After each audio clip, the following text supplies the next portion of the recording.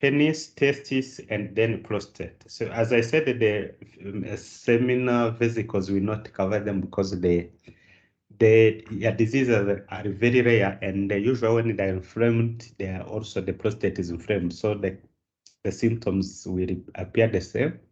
And there is a very rare cancer of seminal vesicles.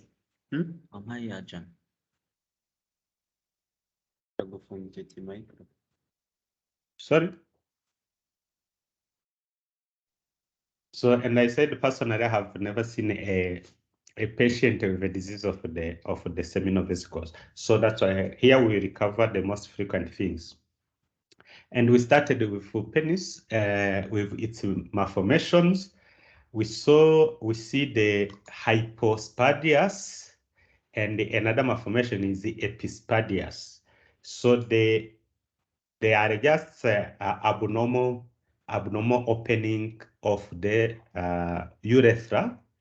So when the urethra opens at the ventral or inferior surface of the penis, we call it hypospadias. And when the opening is at the dorsal or superior surface of the penis, this is called the epispadias. So hypospadias has been classified depending on based on the location of the opening. So the classification or the type of hypospadias will be mild if the opening is near the normal one, and then it will be most severe when it goes up to the towards the perineal area, as you see on this diagram. And also here it is just to show the normal opening on the lower diagram. Here on the left, the normal urethral opening is through the spongiosum, then a granular opening at the glans, at the coronal part of the penis, and then at the penile shaft. So this is basically what can say here. So it means it is a disease which can be seen in small children, in a new baby, newborn boys, but sometimes because maybe parents or healthcare professionals are not very attentive, they can miss it, and you can receive a patient who is of age. So epispadias, as I said, this is the opening of the urethra on the dorsal surface of the penis. But this term also can be used in females. When you see here, when the opening of the urethra in females is above the clitoris, you can say they have epispadias. So there was no case, there is no mention of hypospadias in females. Because maybe if it happens, it will look like a fistula. It will be just a fistula because it will open inside the vagina in that case. So it will be just a fistula and not a hypospadias. So the signs and the symptoms here they are shown. At birth, the child can have a difficulty in urinating and incontinence. And for females at birth, they can have frequent and painful urination and the UTIs. This is urinary tract infections. Urinary tract infections, usually which are frequent. So both, if untreated, they can lead to sexual dysfunction, infertility, and insecurities in intimate relationships, meaning that if a male is affected, then the female will be not happy and vice versa and cause social issues. And of course, as you can imagine, the treatment will be surgical. There is no medication, just to change the opening to one place to another one. So it will have to be in surgery. And the diagnosis is usually a clinical exam. And if you need excretory urogram, this means you give someone the contrast product that he will swallow, and then when you think they arrive at the urinary bladder, area, you can do X-ray and see where, when they are coming with the urine, where the urine is going through. So that is urogram. So the cause is just malformation during embryogenesis. It is not something which can be acquired after. Except maybe if it can be iatrogenic, if you are operating with someone and you do it wrongly, then you cause a fistula or you change the opening of the urethra. But this can rarely happen because those who do surgery, they know what they do in such cases. So of course, there are other malformations we will not mention here. Maybe you see them in genetics. So I remember in the office of our Director General at Sashweka, so you know they changed our Director General, the former one. So there was hari akantu k'umutako kanditse neza, so rimwe so hari mu nama aratubwira ati umuntu wakamuhaye mbona ko kumushimira ko yamwitaye. So ni umuntu wari ufite wavutse afite genital organs zidasobanutse, so baba utamenya niba ari umuhungu cyangwa ari umukobwa. Noneho ariko ababyeyi ntibabyitaho, amaze gukura yiga segondere nawe aza kubona ko ari ikibazo, ariko bari baramwise nyine amazina agaragaza ko ari umukobwa, ariko yakwireba urumva puberty yari itangiye, agasanga hari characteristics z'abahungu zitangiye kuza, ijwi rihinduka maybe and other things. So then nibwo yatangiye kujya kwa muganga, barindayo matransfera kuri Sashwika. So ahageze amuheza muri urology, yabanje muri gyneco aravuga no, uyu muntu tumurebye turabona en principe yaba agomba kuba umuhungu. So ibyo bivuga ko umukora ultrasound n'ibindi bizami ukareba ese afite ovaries, afite testis and so on. So hari ubwo bifite byose, yaba bifite byose rero icyo gihe habaho inama zikemeza ngo ni iki tubona cyazakora neza kurusha ikindi. Ko birumvikana ikibazo cy'irangano ni hormones, nicyo cya mbere. Ni izihe hormones zazakora neza ugereranyije n'uko organs zimeze? Ni ovaries, ni testis. So basanga ovaries ziri atrophic, ni dutoya ntacyo twatanga, kandi twari duhari ariko trompe irihari, ariko uterus ari akantu kari rudimentary gato ku buryo n'undi adashobora gutwita. So bavuga ati amahirwe afite testis rero ni ukuvuga ko ashobora kuba umuhungu, na hormone zizatangiye kuzamuka n'iz'abahungu. So they decided to send to urology. So muri urology, the DG was a urologist. He is a urologist. Then he received that patient. So yamukoreye operations nyinshi, ntabwo ibintu bimeze nka plastic surgery cyangwa guhinduranya, ntabwo umubaga rimwe, ubaga inshuro nyinshi, step by step. So yamubazagera inshuro enye, ni ukuvuga akabanza agafunga bimwe by'imbere, agakora ku buryo testis deference n'izindi aspects n'izindi parts of the male system zibera neza. So the last step was of course to create the penis from what was there. So byose abigeraho umuntu aba umuhungu. Icyari kikurikiye ni ukujya mu bucamanza rero. Umuntu wiswe amazina y'abakobwa agomba guhindura amazina. Muzi ko mbere byasabaga kujya mu nama y'abaminisitiri, ndikiraga minisitiri w'ubutabera akajyana mu nama y'abaminisitiri, ushaka guhindura izina wese niko byagenda. So ubu ngubu bisigaye ari minisitiri utese w'igihugu bikora, ariko mbere byajyaga muri cabinet meeting. So amazina ye arahindurwa, aho ariga, yarangije na kaminuza imwe hano mu Rwanda yizemo. So there murumva ko malformations ni nyinshi hano, ntabwo dushaka kuzikavaringa. So that is a typical case, ariko ntabwo ari yonyine. Turabona benshi baza utazi icyo ari cyo. Ureba inyuma. Ikindi muri pathology icyo tubikora cyane cyane ni igihe ushaka kumenya none se chromosome ze ni zigaragaza ko ari umuhungu cyangwa ko ari umukobwa. So hari dufata amaserire yo mu kanwa epiphyseal cells tukareba utiriwe ujya muri cytogenetics urebye uko DNA ikoze ushobora kumenya ko uyu afite chromosome X ebyiri cyangwa se ko afite imwe. So hari akantu kazaho kameze nk'agashami kuri nucleus, iyo tukabona duhita tumenya ko uwo muntu afite chromosomes X ebyiri, ubwo bivuga ko ari umukobwa. Ashobora no kuba cyakora afite chromosome wenda XXY, bana bagira chromosome zirenze 46.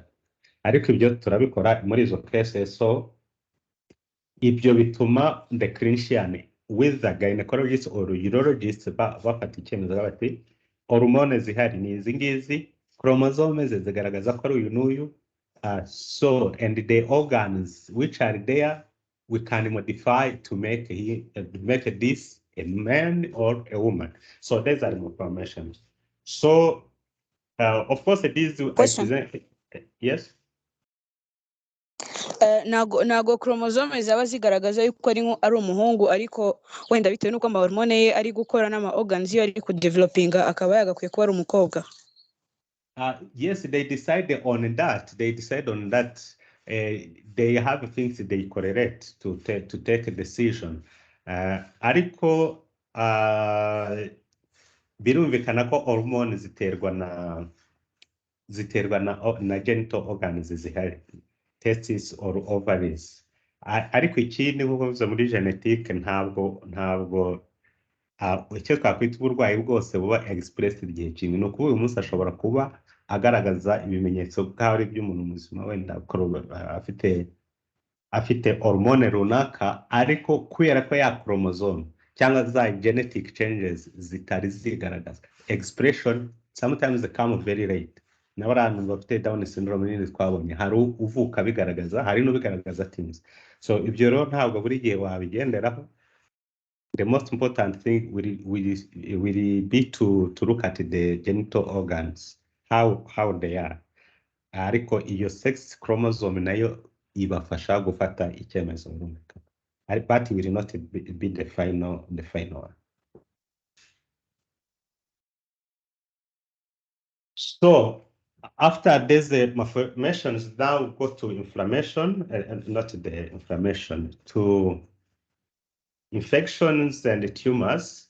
So the first is the condyloma acuminatum. So in plural, they call it condylomata acuminatum, especially when the patient has many. So I think I mentioned it when I talked about the HPV, human papillomavirus. So this looks like a cauliflower, cyangwa chou-fleur mu Gifaransa. So, or it is called what, I don't know how you pronounce it. So these are overgrowth or benign tumors which are caused by infection to HPV. These low risk serotypes. I think I mentioned this last time. So type 6, serotype 6 and serotype 11 are the most common low risk HPV. Low risk, it means they don't cause cancers. They cause benign tumors, and here we have condyloma acuminatum. So iyo ubibonye izi ndwara ni indwara ziba bisa nabi cyane, cauliflower, friable, and then usually you think it is a cancer. So only a pathology will confirm this is not a cancer, it is just a benign.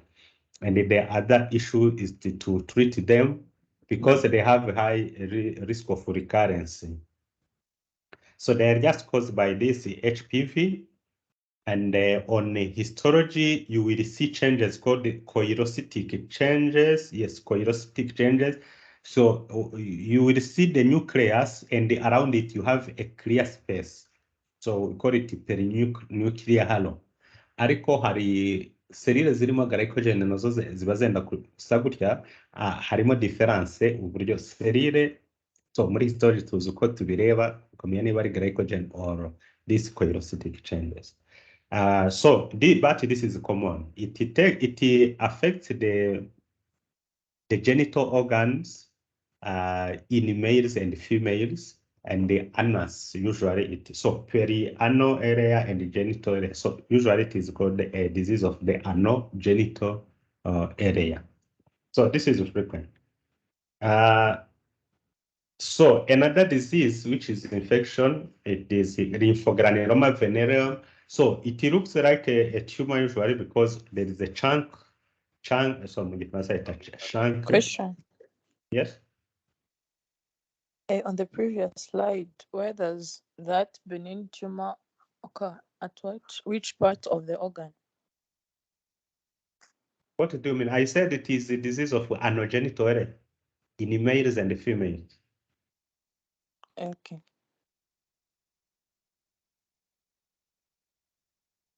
So this present with a lacerated nodule, mu Gifaransa tuyita chancre, maybe in English chunk, I don't know. So it is caused by just a chlamydia trachomatis. So they have many serotypes, but serotypes L1 to L3. So it will heal with fibrosis, and the perianal involvement may result in rectal stricture, meaning that the hazilifunga. So, and on this diagram, so here we are showing the chancre here, and here we have this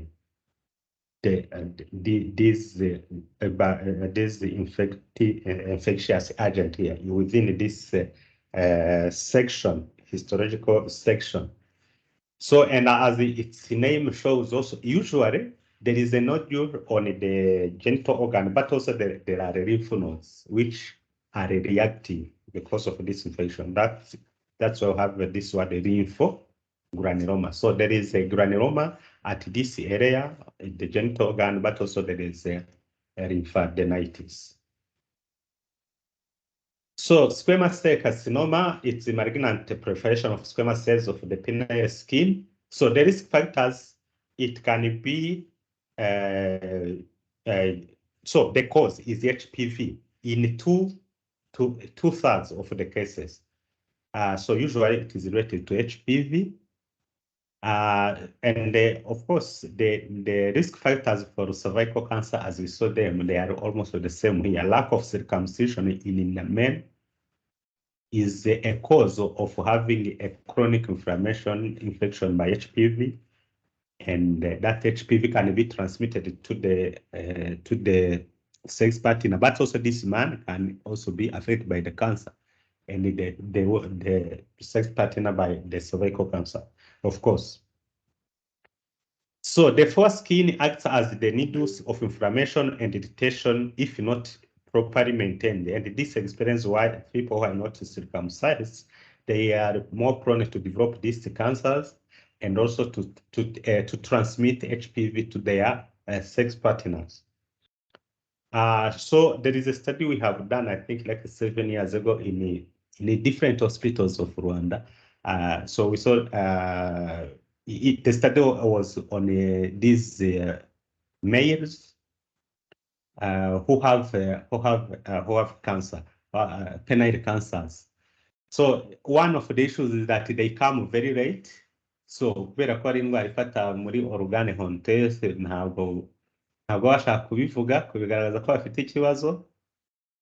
N'iyo kimaze kugaragara atinya kugenda ngo batazamuseka kujya kwa muganga bisohora ku buryo aza byaramurenze. So the organ being almost inexistent, completely destroyed, ugasanga yabaye metastatic muri inguinal lymph nodes and so on. So it is what we observed. One of the things, and abaje kandi bataragira metastasis in lymph nodes, they had a better survival. So there was another study also we have done but that one, it was not only penile cancers, but also cervical cancer and the head and neck cancers to see the HPV involvement among them here in our country. So that study we have done it in a collaboration with the World Health Organization and WHO. So it was multi-site. There are other countries which were involved. So this is a serious issue here in our country.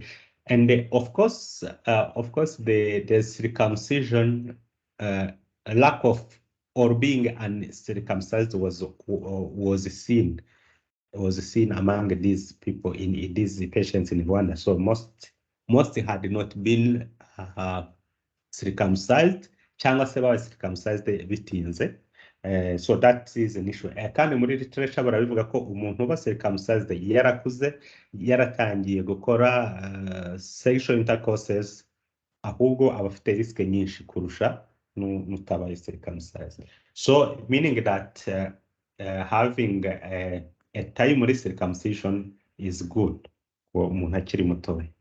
So maybe that's why in the Bible you saw that this was done at the eighth day of the after birth.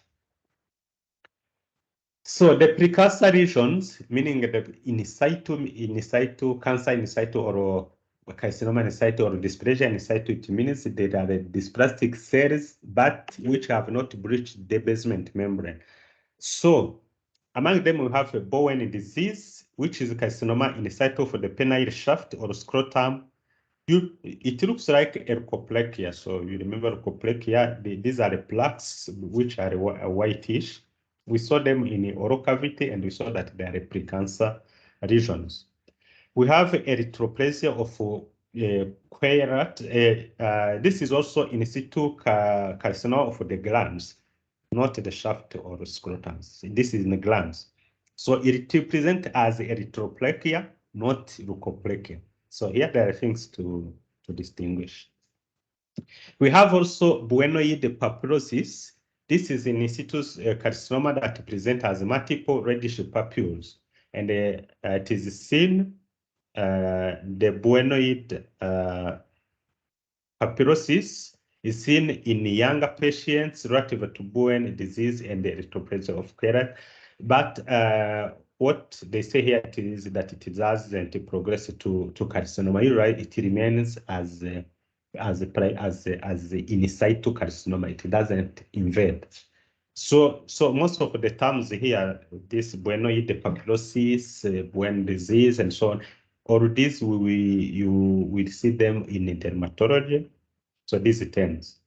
Ariko byumvikana ko ntabwo iyi kanseri ipfa kuza gusa haba ibi bibanziriza yaba umuntu yabyitaga rero bikajya. So hari wenda turi bigereho after this presentation cases z'abadamu bagira the similar precancer lesions on the vulva.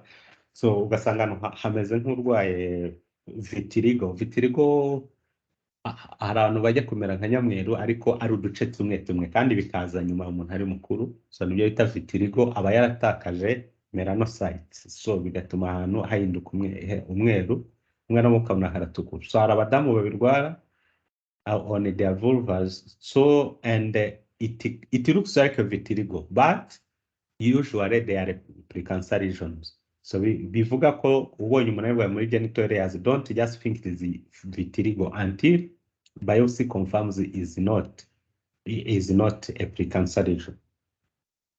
So as other cancers, so there will be penetration of different organs, lymphatic spread to superficial inguinal lymph nodes and then to deep inguinal lymph nodes and then to pelvic node. So you understand how niba ushaka gusuzuma umuntu nubona afite superficial inguinal lymph nodes which are enlarged, wenda ecography cyangwa another tool ikagaragaza ko deep inguinal lymph nodes are not involved. Ibyo byaba bivuga ko niba zarabaye metastatic bikiri hafi. But when you see that they are even in pelvic node, you understand the survival of this patient will be compromised. And this is what we saw in that study, because we are looking at lymph nodes, which type of lymph nodes were affected.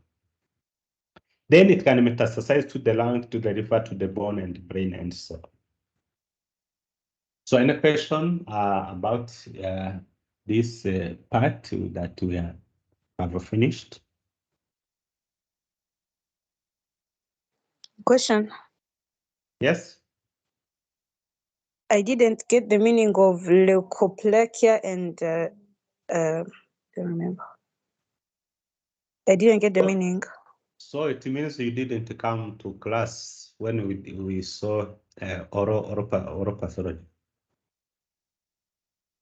I may have been absent. Okay, so you have even not read what others have learned. because we had many pictures, we have so many illustration about it. And here I mention it again. So there are plaques, erythro, they are reddish, while leukoplakia, they are whitish. And we saw for oral cavity that the way you can differentiate them from infectious diseases such as candidiasis, you scratch. When you scratch and that plaque is removable, it is not leukoplakia. When it fails to be peeled off, then this is most likely to be a leukoplakia, and this is a precancer, as we saw in the oral cavity. So erythroplakia is the same, but is reddish because of the added vascularization. But basically they are the same, and all of them they are precancers. Thank you. You're welcome. Any further questions?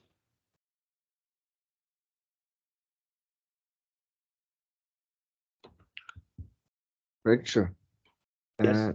Another question for the things you said previously about vitiligo. When it attacks the genital organs, what if it attack other organs? Is it also when the person before was normal? Like in some females, when they give birth, you see on their breast there is lack of melanin, and it becomes like vitiligo. Is it also the area for the cancer generation? No, vitiligo has anything to do with carcinomas. Vitiligo means there are antibodies which destroy the melanocytes, and with the destruction of melanocytes, there will be no melanin, and then that area will look whitish. So that is just the meaning. Of course, the consequences there is that there will be no protection against ultraviolet rays. So it will be almost like people, the albinos people. But here, what I mentioned is that when you have a patient and they think it is vitiligo, better when it is on genital organs in females, better to exclude the precancer regions because they look like the same. All of them, they lose the normal skin color, they become whitish or reddish. So you can say just this is a vitiligo, and you send the patient back home. While it was a precancer region that you would have handled appropriately to avoid the occurrence of a carcinoma. Bivuga ko vitiligo ntabwo ivurwa.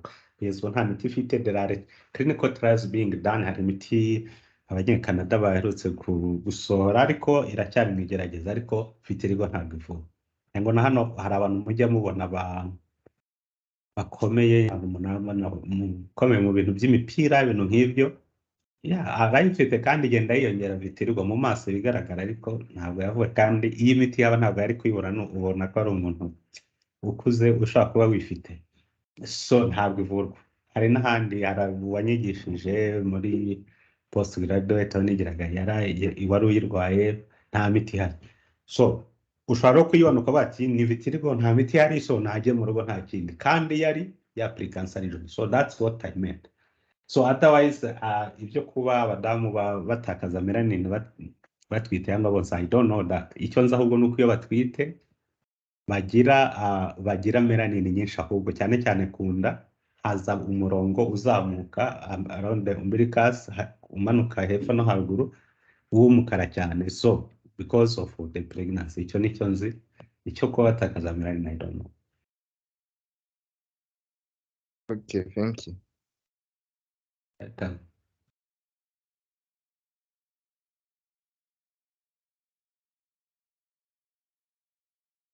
So proceed with testis. Also, we start with malformation or congenital anomalies. So this is cryptorchidism. Crypt, you know, crypt is something which is hidden, or refers to the testes. So hari ikibazo cy'icyongereza cy'abanyamerika n'icy'abongereza. So harawa crypto orchidism hari aho badashiramo ijambo ari inyugute cyongereza kimwe kivana muri I don't remember which one. So but when you see it, you don't think it is a mistake. So you depend on the English you are using. So here the person has a failure of testis to descend into the scrotal sac. So there may be many aspects on this. Ariko icyo tugomba kumenya mbere muri embryology muzi muko testes are developed in the abdomen, and then they will descend into the scrotal sac as the fetus grows. So it is of course not shown here, ariko iyo urebye iyi true clitoridism hano aho ushobora gusanga testis yarahagaze, ubundi iyi niyo nzira yayo. So ziba ziri muri abdomen hano, mbese iranzira difference cyangwa se spermatic code inyuramo nazo ziba ziri ruguru iyo ngiyo. So uko umwana akura ari mu nda zigenda zimanuka zikazaya muri scrotum, as you see on this right. For this patient, this is the right testis. So the testis is there. But here it can stack either within the abdomen, within the inguinal canal, or in high scrotal area. So this is what we see here. So if this is in a case, ni igihe zabaye stack kuri ya nzira n'ubundi isanzwe zizwiho ko zinyuramo zimanuka hasi zijya muri scrotum. So for ectopic one, no kwa ko zo zitigeze zimanuka, ahubwo zare mu kuremwa kwazo n'ubundi zari ziri hanze ya yanzira normal. That's why this is ectopic. So ectopic is anything which is not in its normal place or site. So we call it ectopic. So aho ziri ntabwo hiyeze haba normal.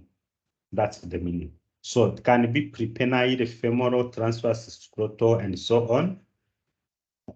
So most common, this is the most common congenital male reproductive abnormality seen in 1% of the male infants. So muruvuga atari abantu bakeya, uvuga ku bitaro bishobora kubyaza abana 100 ku munsi cyangwa 150. So nuvuga ko buri munsi bashobora kubonamo umwana. Niba ari abahungu 100 ariko birumvikana. Iyo bavutse bashobora kuba ari abahungu 50 n'abakobwa 50. So most will resolve spontaneously. Otherwise, orchiopexy is performed before 2 years of age. So birumvikana hanga icyo bisobanura, your responsibility as a medical doctor no kuzahara. Ni umwana avutse, are the testes within both are within the scrotum. When they are not there, you don't have to do surgery or to intervene. Icyo ukora no kubwira umubyeyi akazajya checkinga cyangwa se ukamuharandego na buri mezi 3 azajya aza umurebe. But you will have to make sure within 2 years after birth the testes are fixed within the scrotum. So akenshi ziramanuka ino yavutse zitaramanuka ziramanuka. So iyo bigeze icyo gihe zitaramanuka agomba gukorerwa iyo operation yitwa orchiopexy. So ibi nibyo navuga, haraho bavuga orchidopexy abandi orchiopexy. So I think this is the English, the United States English, while the British one, they added D here. So complications in kibazo cyazo birumvikana.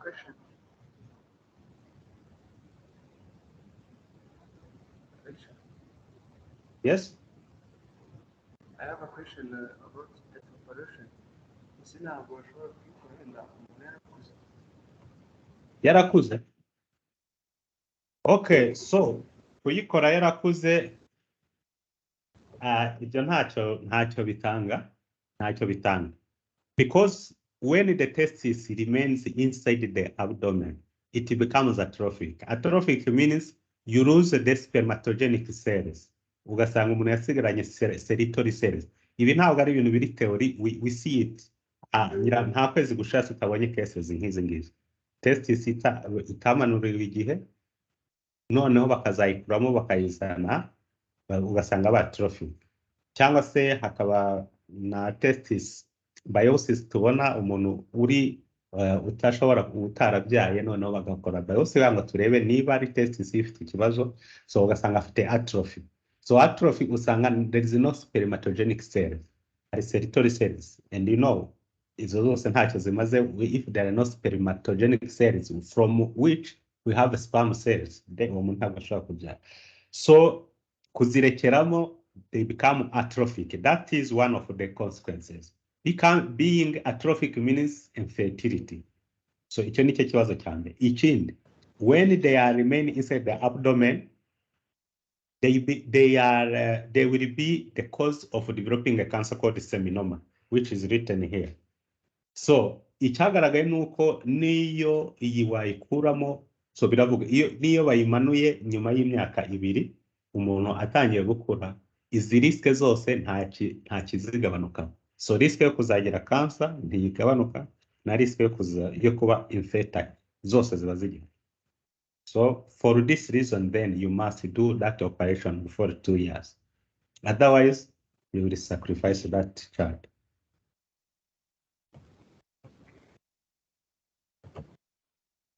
So ngira ngo birumvikana ibibazo bibiri komeye, infertility bitewe na atrophy ndetse no kugira risk of carcinoma of seminoma. So these are the risk of that. Yes.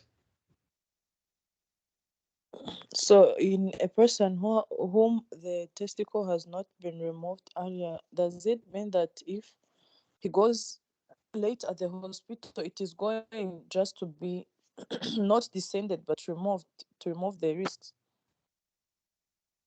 Yes, that is actually what they do when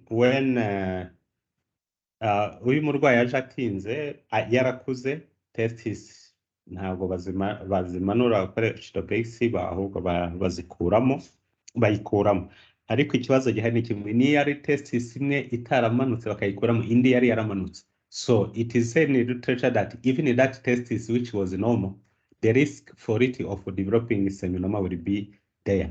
Ariko wenda iya fertility yo nta kibazo ashobora kubyara umuntu. Ariko ibyo kugira seminoma ntabwo risk igabanuka kuri iyo ngi.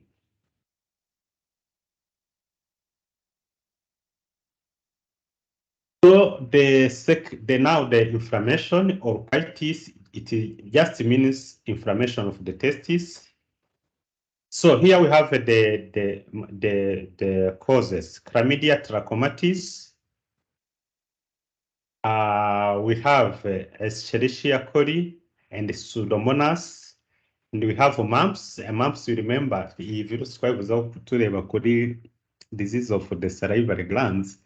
So mumps, it is a virus. Mumps virus itera umuntu kurwara amashamba, kumwe abyimba itama cyane kubera salivary gland, especially the parotid glands, yaba inflamed. So we explained that usually these people, so they have also the antibodies fighting against that virus will destroy the testis and the pancreas. So we remember that. So these are the complications. And the complication, of course, will be infertility if the testis is damaged.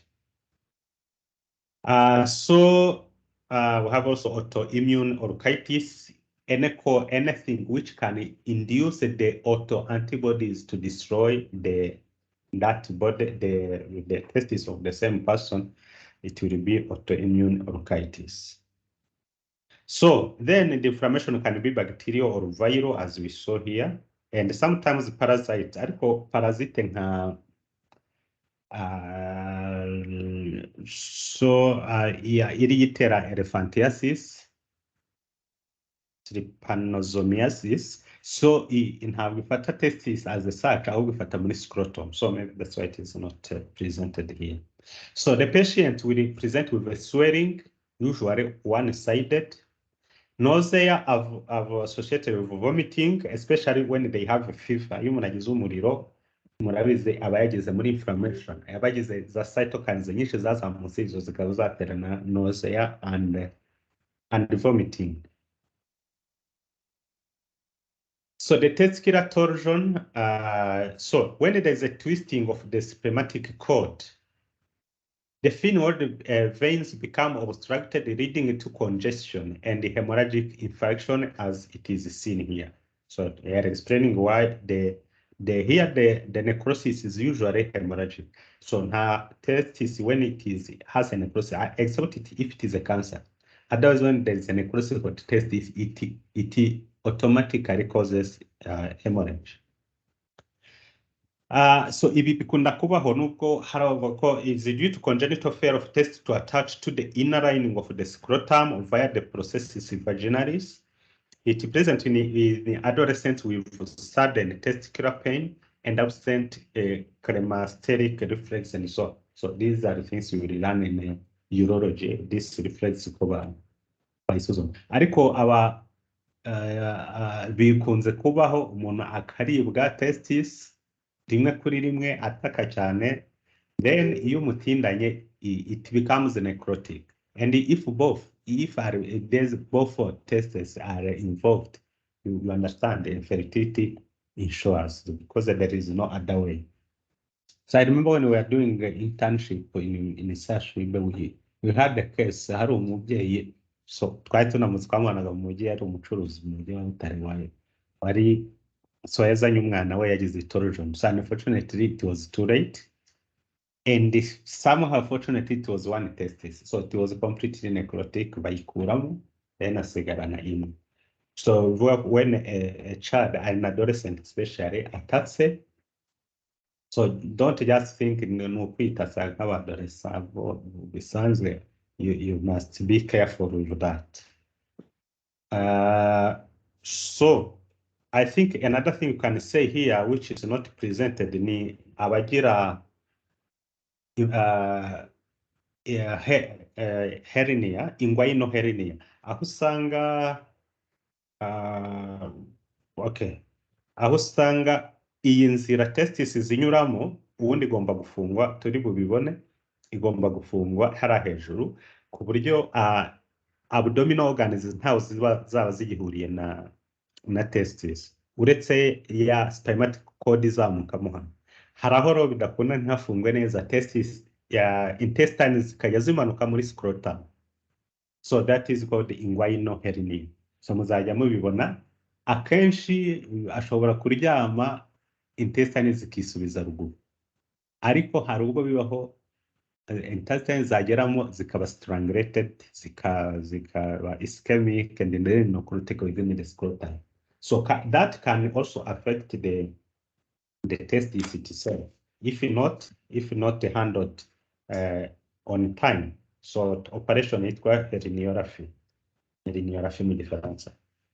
So varicocele, you understand these are the varices affecting the testis or the tissues around the testis. So here you see the normal veins around the spermatic cord, and here you see that these veins have been dilated, irregular, and so on, like just varices.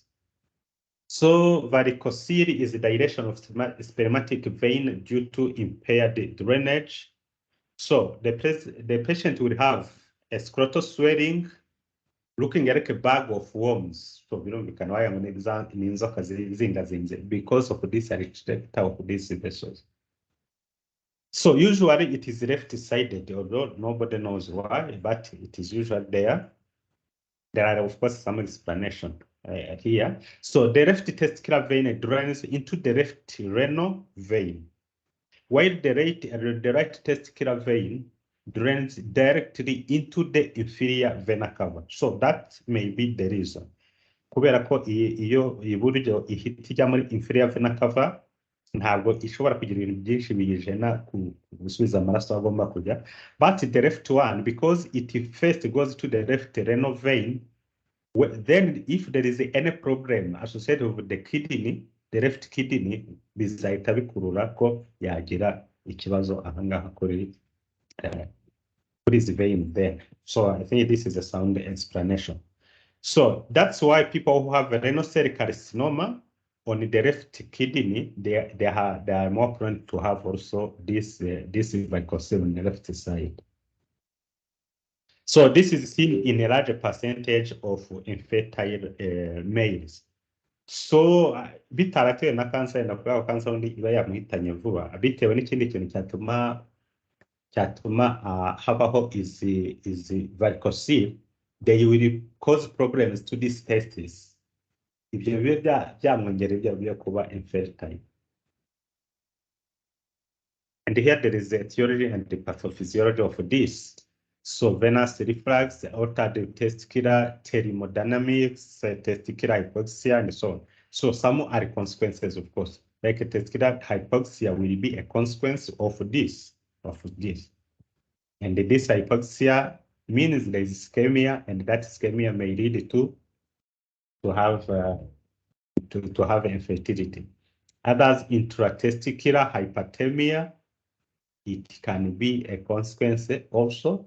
Murabizi ko testes ni ayo mpamvu zigomba kuba ziri hanze zikunda temperature iri hasi. That's why even sweating is the most seen around them, kubera ko umubiri ukora uko ushoboye ngo ugabanye temperature around the testes. Uko ubushyuhe bwinshi around them means some spermatogenic cells will die. And this is the reason why if the testes remain inside the abdomen, because that is hot, 37 degrees around there, so they become atrophic and because spermatic cells have died. So hydrocele, it is a correction of the fluid within tunica vaginalis. So hydro means it is a fluid, but it can also be amaraso, so hemorrhage inside there. It can be the lymph there, and so on. So, but here we can see just one type of that fluid collection. So on the diagram here, you will see what I was saying. Usually, so we have the testis here, epididymis, and then the spinal cord, the spermatogenic cord, and it starts with the difference, of course. So here it passes through here, but you cannot see the discontinuity in this peritoneal membrane here. But when there is such a communication, it means a fluid can leave the intra-abdominal cavity and come here to be around the testes. And here, so here it is non-communicating hydrocele. Here they say it is communicating. So in all, you can see that there will be a compression of the testes. So it will be compressed, which can cause many other problems. So usually uzasanga ari umuntu ufite when it is unilateral, so the size on the left compared to the right side of the testis will not be the same. You will palpate, so you will see a swelling, and you palpate, you feel it is soft and containing fluid. Here tumor urayumva, here fluid urabyumva muri testis, so there is nothing complicated to examine here. So associated with incomplete corrosion of the process vaginalis leading to communication of peritoneal cavity or blockage of lymphatic drainage, ariho agira lymph ikaza kuzuramo. So present as scrotal swelling that can be trans-illuminated. Ni ukuvuga iyo ushyizeho urumuri rwinshi, you can see the vessels and so on. Zinyura munsi ya skin. So. Then going to the tumors. The tumors of the testis arise from germ cells or sex called stroma. So niyo mpamvu turabona hari zitwa sex called stroma tumors and so on. Yes, sex called stroma tumor. Others will be just germ cell tumors, meaning that they arise from the cells, the spermatogenic cells. So they present as a firm, penile testicular mass that cannot be transluminated in comparison to the hydrocele. Usually, they are not biopsied due to risk of seeding the scrotum, removed via radical urchiectomy. So urchiectomy is the removal of the testes. So urchidectomy abanyamerika uruciye rutonesha. So most testicular tumors are malignant germ cell tumors. So icyo bivuga nuko when you see a unilateral swelling in the scrotum and you palpate, you feel it is hard, it is a nodule, and it is hard. Usually this is a tumor. Otherwise, there may be a swelling unilateral, which is just, it can be a fluid, it can be a hernia, inguinal hernia, inguinoscrotal hernia, or it can be just inflammation on one side and so on, but inflammation will be painful. So here we have the classification. Germ cell tumor, we have a seminoma. They arise from seminiferous tubules. We have embryonal carcinoma, yolk sac tumor, carcinoma, teratoma, and other mixed cell tumors, meaning a tumor having different parts, different in its different parts. It has either in one area seminoma, in another area yolk sac tumor. So it combines different types of tumors. So the sex called stroma tumors, they arise from sertoli cells, Leydig cells, granulosa cell tumors. You understand this should not be in males because we don't have granulosa cells. These are around in follicles in ovaries. Ariko bikunda kugaragara umugabo akagira tumors of the female genital system and vice versa. So tuvuge nk'umugore ufite cancer twakwita seminoma, we bahita bayita dysgerminoma, ariko ibisa na seminoma. So it looks like a seminiferous tubules in males. Ariko ko ari mu mugore ntabwo bahita seminoma, bahita bayita dysgerminoma. So otherwise we have other tumors such as lymphoma, leukemia, and so on. Ngira ngo hari n'ikibazo hari abarwayi. So there are a patient we are following in a study. Ni ko hari uwo twabaje twari tugiye gukora interview kuri bo akomoka mu kindi gihugu kitari hano avurirwa ubutaro. So umubyeyi wambwira amateka yaje kwivuza bamuha imiti leukemia bayivura nibura imyaka 3 irangiye neza, bitayirangije bona ameze neza, nyuma babona afite akabyimba gatoya muri testis, bagapimye basanga it is just a lymphoma which is there again. So byasabye kongera gutangira imiti bundi bushya. So usually the lymphomas or leukemias which go to that area are not primary, so they started somewhere else and they extend to the testis or scrotum. So then, as you saw, the cancers, the tumors can be germ cell tumors or not. So we see germ cell tumors and then we see these others, but few of them, not all of them. So the germ cell tumors, they are the most common type of testis tumors, see 95%. So and here we have warning signs and symptoms. Penile swelling, lump in one or both testes. So they only die both other tumors such as lymphomas. So lower back pain or feeling heaviness in the scrotum, dull or arching pain in the groin or inguinal area, and sometimes they have swollen breasts. Where these tumors, some of them they produce hormones, so they can influence the breast. So usually occurs between 15 to 40 years of age. The risk factors include cryptorchidism, as you said, and the Klinefelter syndrome. You saw that in genetics, and wagira za chromosome nyinshi. Don't remember which one. Chromosome X ebyiri na Y I don't so, but you know better. So divided into seminoma and non-seminomas. Here we are talking about germ cell tumors. So testicular tumors, we have germ cell tumors and the others which are not germ cell tumors. Now within the germ cell tumors, we have either seminoma or non-seminomas. So seminomas are 55% of all germ cell tumors. Then they are highly responsive to radiotherapy. They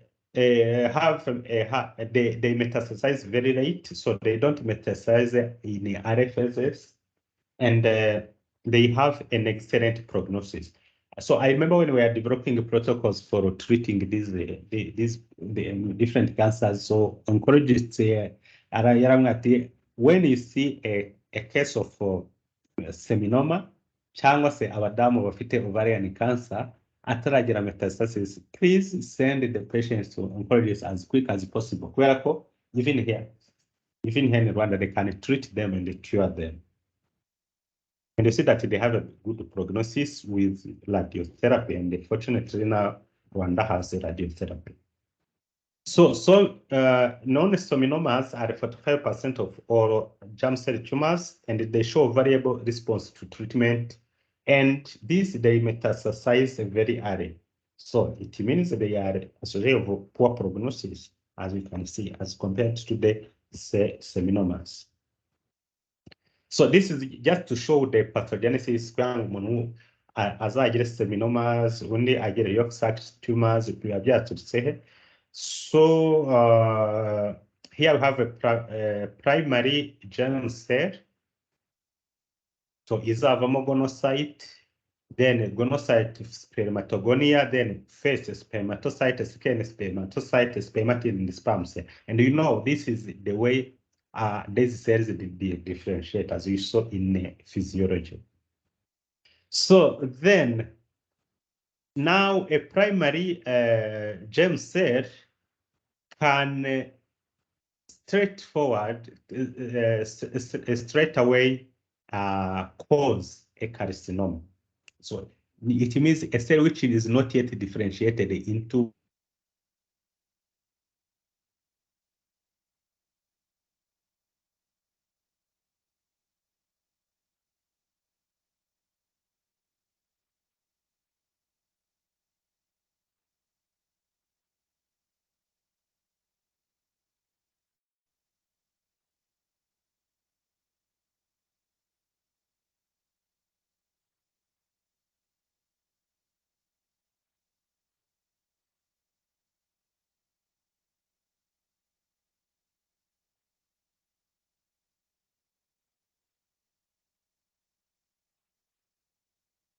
sorry, so I was disconnected. Oh, what happens?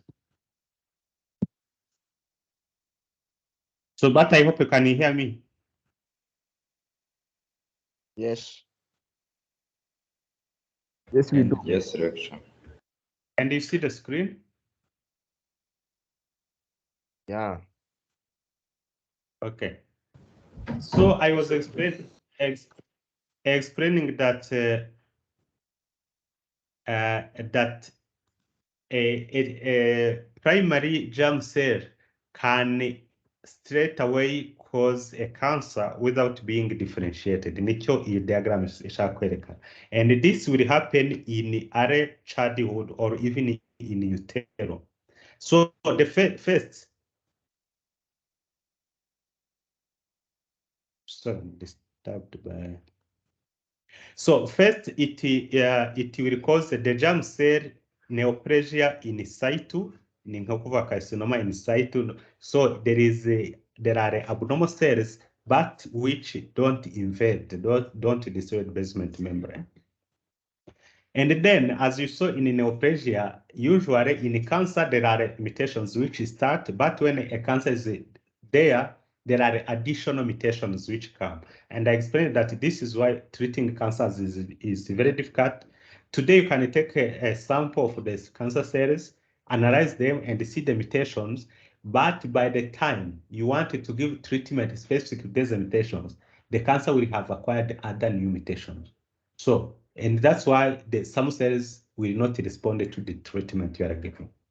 And you see here that after birth in childhood, this neoplasia in situ can acquire new mutations, such as in chromosome 12 and so on. So in such cases, this child can develop embryonal carcinoma. Embryonal carcinoma, it is a pluripotent cell, so it is less differentiated. Ni nkaho yo ikomoka muri primary spermatocyte. So if these cells acquire new mutations such as hypermethylation. Now, finally, it will produce choriocarcinoma. And if it acquires other genes, differentially expressed genes, it can be either yolk sac tumor or teratoma. So, ngira ngo nga muranabyumva impamvu hari abazagira mixed tumors. Nuko azagira one part of the tumor got hypermethylation, other parts of the tumor acquire other mutations, and then there is a component which is yolk sac tumor and teratoma and so on. And if from this cell, now there is mutations in KIT gene, we call it also CD117, or if there is hypomethylation, in difference to hypermethylation here, it will produce a seminoma. So you now understand that the fact that a patient can have either seminoma or choriocarcinoma is related to the molecular changes. And here the seminoma will look like, the cells will look like those of a secondary spermatocyte or spermatid. So usually it is not a difficult diagnosis to make on histology because the cells, they look like undifferentiated spermatocyte. So the seminoma, ngira ngo muranabyibuka mu byo twita semisinoma in neoplasia, misnomer. So uyirebye uko yitwa, you can think it is benign because it can mean benign tumor from the seminiferous tubule. But this is a cancer, it is not a benign tumor. So it is a misnomer. So it has large cells with clear cytoplasm and central nuclei, so which resemble spermatogonia in that case is because the nucleus is very big. Only spermatogonia na spermatocytes, nta kinini bitandukanaho usibye the size of the nucleus. So they form a homogeneous mass with no hemorrhage or necrosis, as you can see. So that's why when you palpate, you will feel it is solid, and it is maybe hard or firm. So because it has no necrosis inside. And this is common, most common testicular tumor. And as I said in previous slides, this is the example ovarian dysgerminoma. So you want seminoma muri ovary ntabwo yita seminoma, tuyita dysgerminoma, but they are just the same. So birumvikana ko if you remember where you are the embryology course, bivuga ko during embryogenesis haraho bigera ibizavamo ovary n'izavamo testis, bimwe bikaba involuted ibindi bigakomeza. So aho bivuga ko hari amaserire tuvuga yari kuzavamo testis ataba disappearing completely, ahubwo akaguma aho ngaho muri ovary akazavamo dysgerminoma. So bigasa naho umudamu ashatse gukora sperm cells. So they can really produce beta HCG. This is human gonadotropin and so on. That hormone usually seen in pregnant women. So you are working a pregnancy test when you need your hormone. So as you said, they responded to radiotherapy. So that was a seminoma. Now we can go to embryocarcinoma. It is, of course, a carcinoma. It is malignant. It has primitive cells that produce glands, as it is shown on this figure here. So they have hemorrhage and necrosis. You understand its difference with the seminoma, which has no necrosis or hemorrhage. So it is very aggressive and it metastasizes through bloodstream. You remember we said that usually in terms of metastasis, carcinoma metastasizes through lymphatics, while sarcomas metastasize through bloodstream. Ariko ahangaha, this is like an exception. So chemotherapy may result in a differentiation into other type of germ cell tumor. So birumvikana ubundi imiti batanga kwa muganga, imiti y'amakanseri hari ibigamije kwica amaserire, hari n'ibigamije gutuma aba differentiated, because when they become differentiated they look like normal cells or mature cells, so they become less aggressive. So that's why here some drugs, they can cause parts of embryonal carcinoma to differentiate into another type of germ cell tumor. So ibyo bivuga ko when we diagnose a case after that patient received the drugs, we can be misled if we are not told that the patient received the drugs for that cancer. So they have increased the alpha fetoprotein or beta HCG in comparison to the previous one. So ibicho bivuga rero nuko these can be tumor markers, bya bintu dupima mu maraso muri biochemistry cyane cyane, ukareba niba umuntu afite sclerotal tumor, mbere yo kumuha imiti cyangwa mbere yuko akorerwa biopsy igisubizo cyaraboneka ko ati ariko wareba mu maraso ya ashobora no gucishiriza akavu niba ari seminoma cyangwa atari.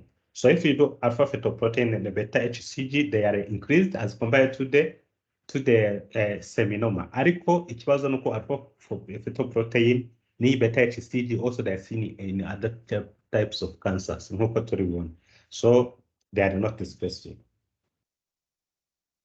Ikindi icyakora icyo zishobora gufasha ni igihe uri gukora follow up after diagnosis, maybe after removal of the tumor or treatment, you can test for these chemicals or these hormones to see if they are still raised. If they are still raised, it means there was a residual tumor. There is a residual tumor. So the yolk sac tumor ni imwe mu zigira alpha fetoprotein nyinshi, is very much increased alpha fetoprotein.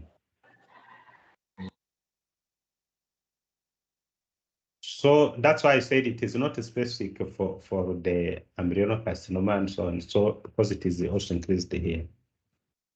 So it is also called endoderm sinus. It resembles yolk sac elements that you know in embryology. That's why it is called yolk sac tumor.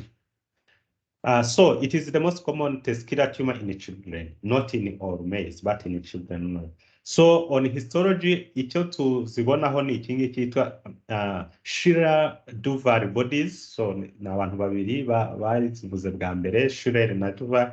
So you see a blood vessel here containing blood vessels, containing blood cells, and it is surrounded by tumor cells. These are tumor cells. So when we see this in a tumor, we are now very confident to say this is a yolk sac tumor.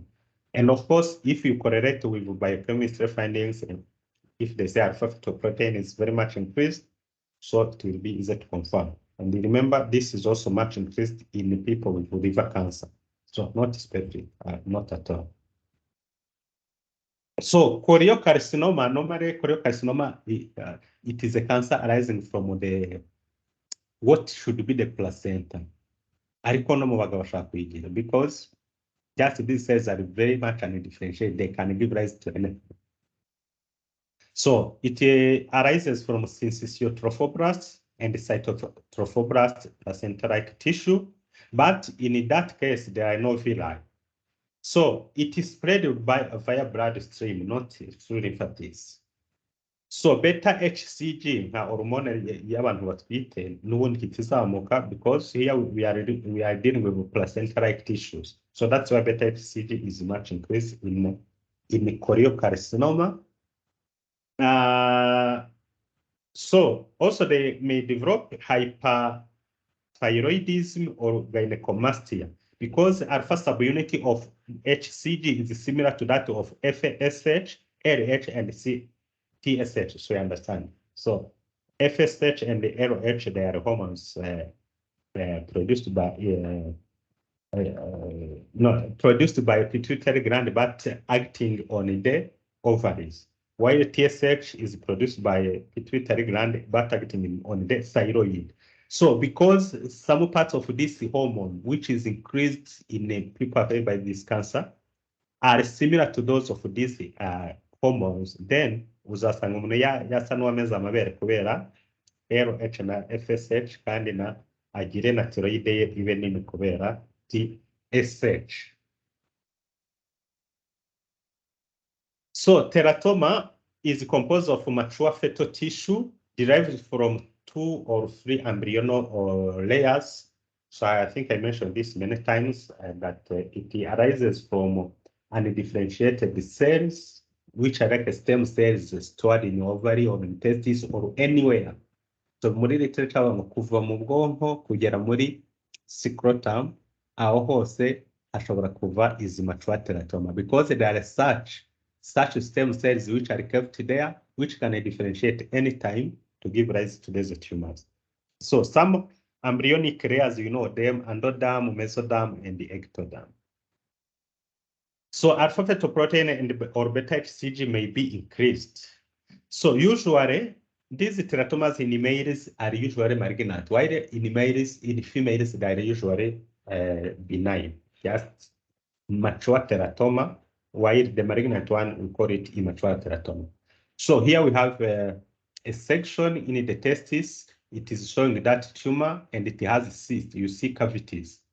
And this left-sided diagram, it is showing now the epidemiology of these germ cell tumors. So, okay, muri slide twabonye 36% nako 55% kuri seminoma, but this is a study done in another area, so it depends on where the study was done. But you see, mixed germ cell tumor 28, they are remaining. And then we have a non-germ cell. I think we are correct here. So 55 kuri seminoma twabonye among only germ cell tumors, and here you see that they also included non-germ cell tumors. That's why this percentage went down. But it is here we can see that teratomas represent 70% of all testicular tumors, not only germ cell tumors, but all tumors. Lymphoma 8%, leukemia 3%, and so on. Adenocarcinoma 4%, sac tumor 8%, then seminoma 36%. So mixed germ cell tumors, I think you explained this. The way in one person you can have a mixture of seminoma and teratoma, or seminoma and adenocarcinoma, and so on. So it depends on the acquired mutations after the first cancer. So the acquired mutations will dictate other components or other types of tumors which will be added there. So now this sex-called stromal tumors, they resemble sex-called stromal tissues of the testis. So if you remember historically, this is a seminiferous tubules.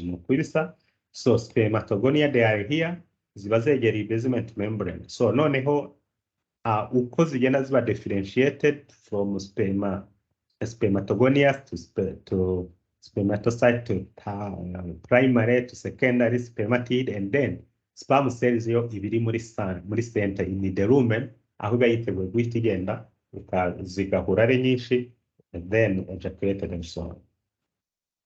So Leydig cells, they are now here between different seminiferous tubules. Now sertoli cells, that they are here within the seminiferous tubule. They are just supporting, they support these spermatogenic cells.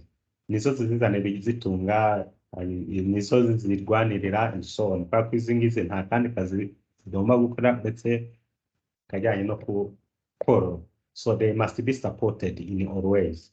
So sertoli cells are there, inside here to support them. While Leydig cells, they are just outside seminiferous tubule here, and as you know, they produce testosterone. So the Leydig cell tumors, of course, they will produce androgen, testosterone, and the others. And if they are seen in small children, they will cause precocious puberty. And if they are in adults, they can cause a gynecomastia. Nubwo zikora testosterone, there are some quantities of estrogens also which are produced.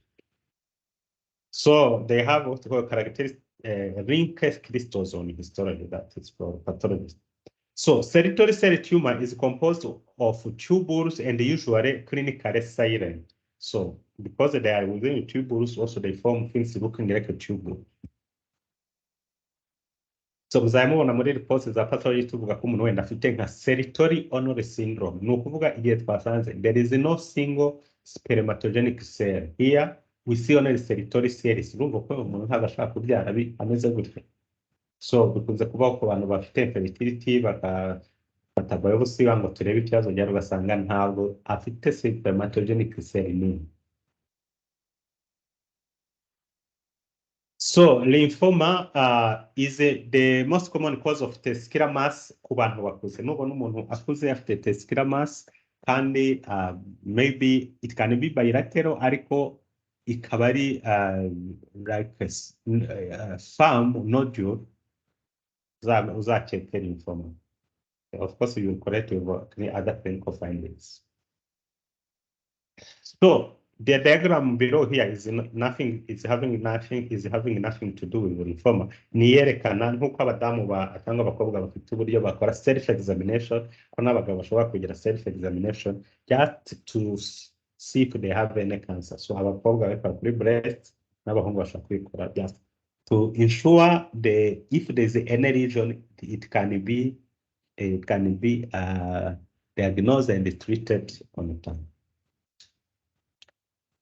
So that's all. If you have further questions, you have questions about the tests, you can ask them.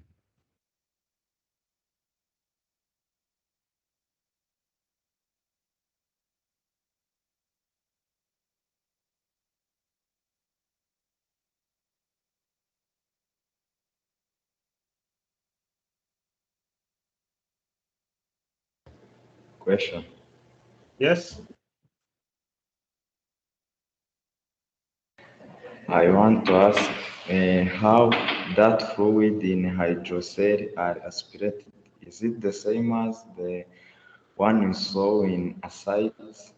I want to know what procedures and how that fluid is removed from the testes.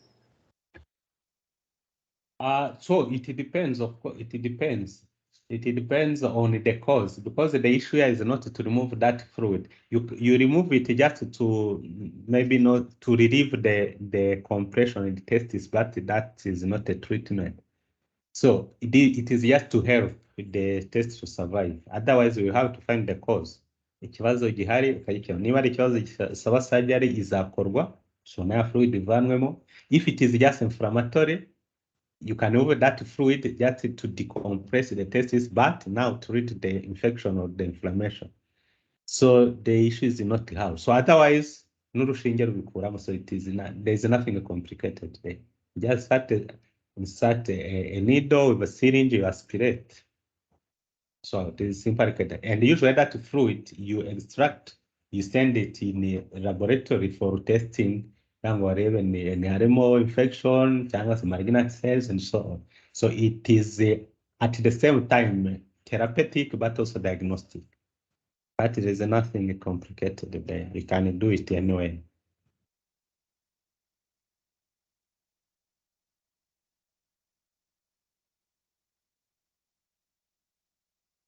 Yeah, because even those having the tumors, the small tumors, we usually do final needle aspiration to see if there's a tumors, if they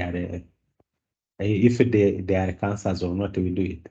Kandi maze kubona abantu batari bake bafite tuberculosis in their testes. So extrapulmonary tuberculosis. So after biopsy, then you find the granulomas, you do oramine tests, it becomes positive for the first bachelor. So there are many causes of swellings in the testes. Ariko nk'umuganga icyo uba ugomba kumenya ni approach. Ni approach ntabwo ari kwidumbukiza ngo ukore ibintu, ni ukuvuga afite swelling. Is it bilateral or not? If it is bilateral unilateral, is it hard or soft? At transillumination ukareba if it is just that, it is just a fluid. Is it hemorrhage or infectious? So no kugenda no kugira ngo ugere. So ntabwo uzabona umuntu ufite swelling uvuge ngo Okay, ndakeka ko afite inflammation, ndakeka ko afite obstruction, ndakeka ko afite hydrocele, ndakeka ko afite tumor. Ibyo byose ubyuzuze muri provisional diagnosis, ubwo wari ubuswa. Ugomba gukora ku buryo ukora clinical examination na history ukagera you exclude. When you do that, you exclude some, you retain others, ugasanga wenda usigaranye nk'ebyiri cyangwa eshatu gusa nizo ugiye kuba ngo ngiye gukora investigation kuri izi. So this is not only for the testis, for any other disease, ni your approach.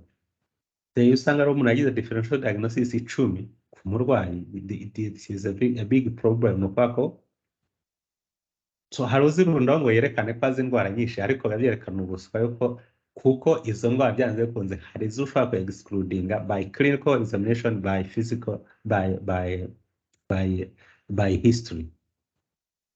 So an approach, a kind of algorithm to arrive to a diagnosis is very important in medicine.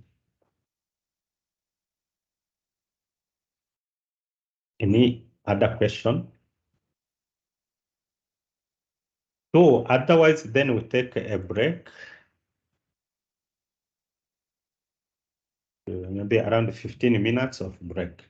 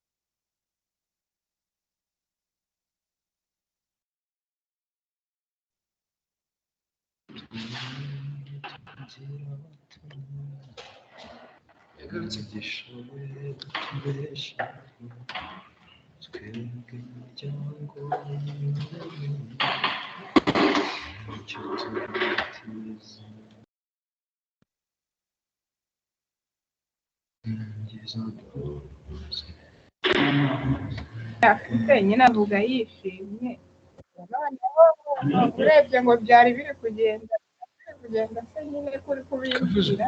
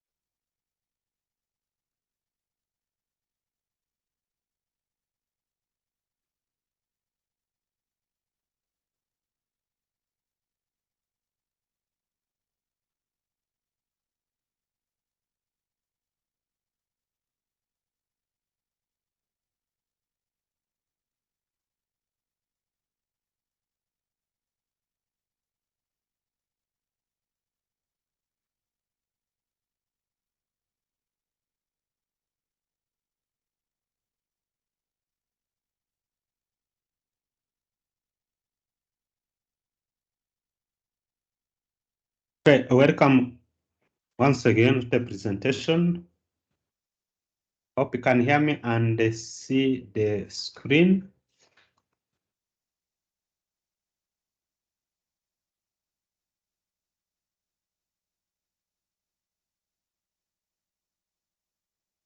Okay, I suppose so. So Yes. we have finished the part of testes. Now we go to the prostate. So prostate, as you know, it is an organ just located below the urinary bladder, and the urethra pass through the center of the prostate. So the prostate has the three main parts. So ntabwo ari wava surgery ngo igarukira ahangaha, just they are the imagination. So we have the central zone, and we have the peripheral zone, and we have the anterior zone or apical zone here, or transition and the transition. So we have subzones here. Aricyo nshaka kwerekana ahangaha nuko so ahangaha bafite another picture, so showing the urethra pass through there. So we have a periurethral zone here, we have a transitional zone, we have apical zone, we have a central zone, and have a peripheral zone. So icyo zimaze zose nuko indwara zimwe na zimwe bitewe n'igice zifashe zigira consequences zitandukanye. So ugasanga izifata peripheral zone ntabwo zafekita cyane urethra, urinary system, ahubwo zishobora kwafekita nka rectum iri hano inyuma n'urugero. Izifata central zone, transitional zone, and so on, zituma habaho compression of the urethra and the urinary obstruction. So as we shall see. So that is important. And of course, the cancer also can destroy the urinary bladder itself because it is the cancer. So nkiranga mbivuge rero cancer ifata peripheral zone, naho benign prostatic hyperplasia igafata central zone. So bamwe uzasanga abagabo bafite ibibazo bya urinary incontinence cyangwa se bafite obstruction hano, akenshi bafite benign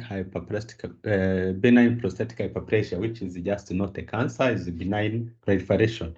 While those having a cancer, they have other problems. Ntabwo bagira urinary problems, keretse cancer ibaye advance when it destroys or it infiltrates until it reaches the center, nibwo bazagira ibimenyetso. Ariko icyo gihe n'ubundi bizabaho. Wenda cancer yarafashe rectum, so akajya agira wenda nka bloody stools, akaba yaragize metastasis and so on. So we shall see that. So the seminal vesicle, I have not presented, it is here. So the prostate is a small organ that lies at the base of a urinary bladder, and it encircles the urethra. So it sits anterior to the rectum, and the posterior aspect of the prostate is palpable by digital rectal examination. Niyo mpamvu uzasanga muri mu kuvura abagabo digital rectal examination ntibabure kubikora, cyane cyane abagabo bakoze imyaka 50 gusubiza hejuru, cyane cyane ko bagira cancer. Ikindi nuko n'ubundi nukora palpation uzumva ko prostate yiyongereye ubunini. Kwiyongera ubunini bishobora kuba ari hyperplasia or cancer. Ariko niwumva iri soft with a smooth surface, maybe ukumvamo nodules, usually it is benign hyperplasia. When the surface is rough, cyane cyane bo twabonye ko peripheral zone ari ifatwa cyane kandi yegereye rectum, uzabyumva nabyo. So that's why digital rectal examination is a very useful tool in the screening or diagnosis, clinical diagnosis of these cancers. And of course, you add the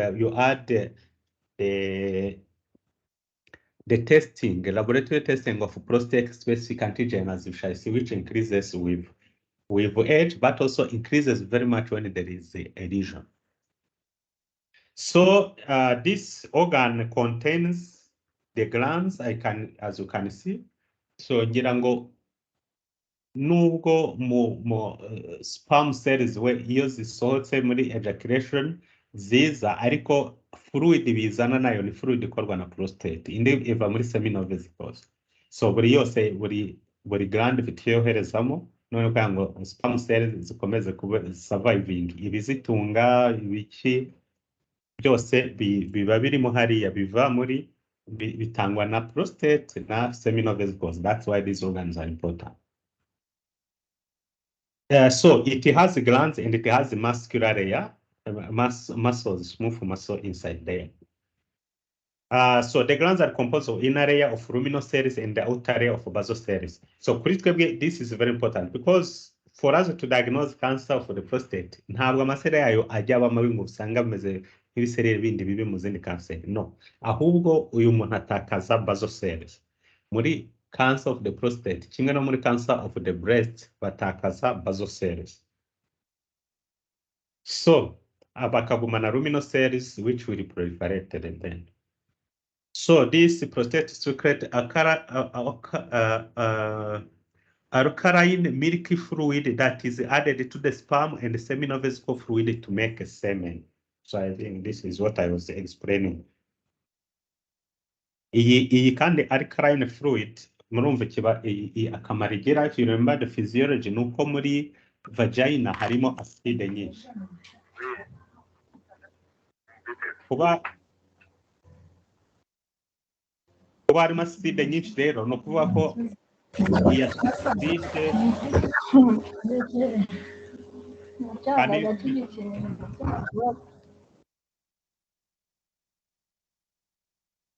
okay. So I was saying in the vagina there is it is an acidic area or yes, zone. So it is hostile to the sperm cells. So that's why sperm cells come with an alkaline fluid.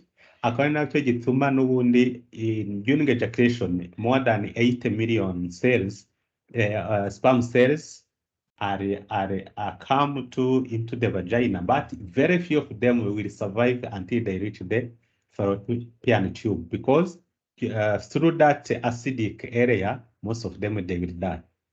Although there is that protection by the alkaline fluid from the prostate. So all these glands and stroma are maintained by androgens. So their functions are maintained by androgens. So niyo mpamvu turi bubone ko indwara za prostate yaba ufite benign prostatic hyperplasia ufite cancer, one of the mode of treatment ni uguhagarika androgens zikorwa. So ushobora guhagarikwa mu buryo butandukanye. Hari surgical to remove the testes or umurwayi agahabwa analogs of them, umubiri ukazasa naho ushutswe ko ufite izisa na androgen ariko izizo ntizizagera influence mu gukura kwa prostate. Of course, there's the drugs that that is troublesome student. Always making noise. What is wrong with you?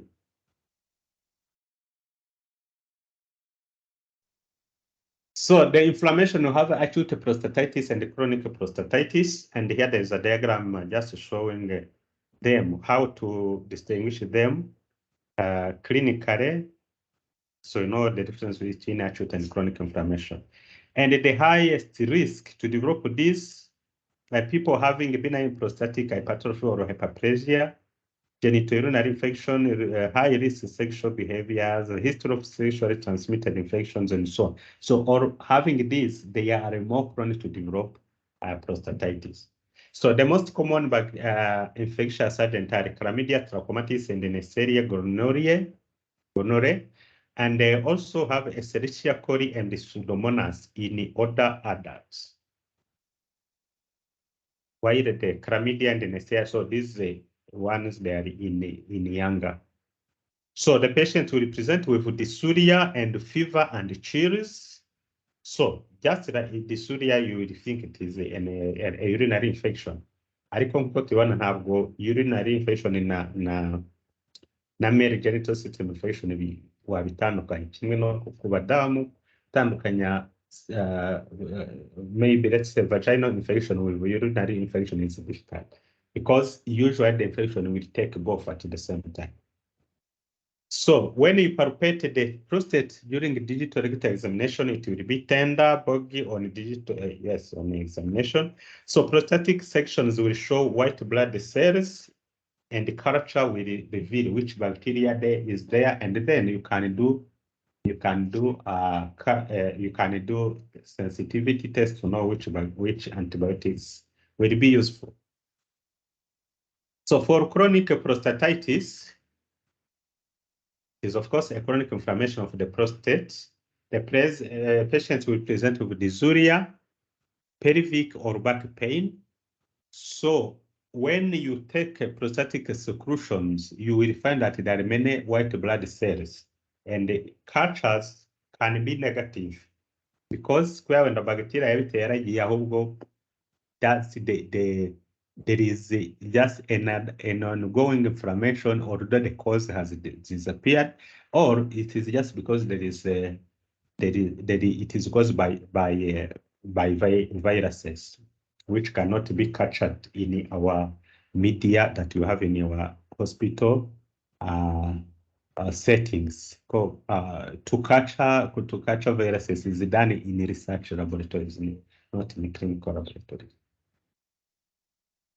So here we have a classification of National Institutes of Health in the United States, the way they classified prostatitis, so acute one, bacterial, chronic pelvic pain syndrome, and so on.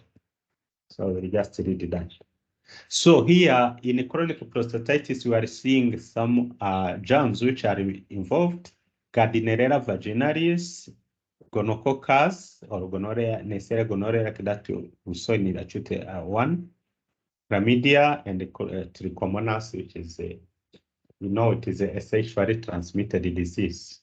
Trichomonas, so benign prostatic hyperplasia. So hyperplasia, it is an increase in number of cells.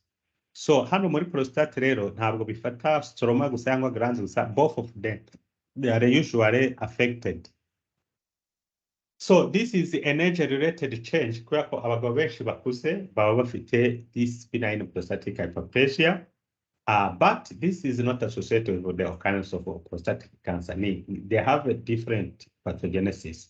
Nubwo muri byose byagaragaye ko umuntu wese ufite testosterone utayifite ntashobora kurwara kanseri cyangwa ngo arware BPH, but the pathogenesis itself is different in these two.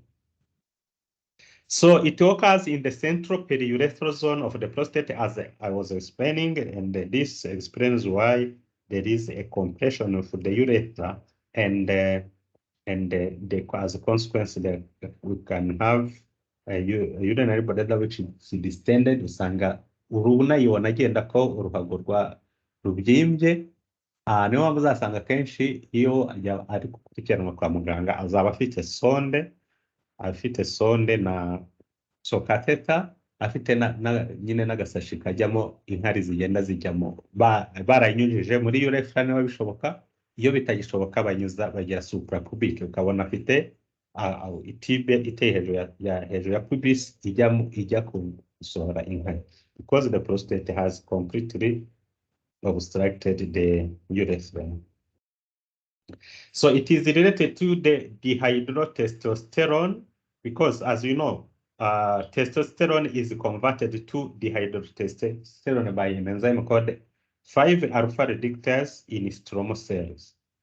So this DHT or dihydrotestosterone acts on the androgen receptor of stromal and epithelial cells, resulting in hyperplastic nodules.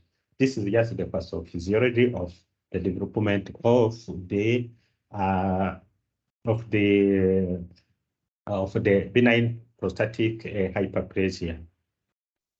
So for cancers, also the problem now will be that testosterone ntabwo ari iz'abafite kanseri, mutations zaterwa n'ibindi bintu, ahubwo cyo dihydrotestosterone izakora ni ugutuma mutated cells now will proliferate. So otherwise, it is not the hormone itself causing the cancer. So clinical features, the problems will start starting and stopping urine stream. Impaired bladder emptying with increased risk of infection and hydronephrosis. So,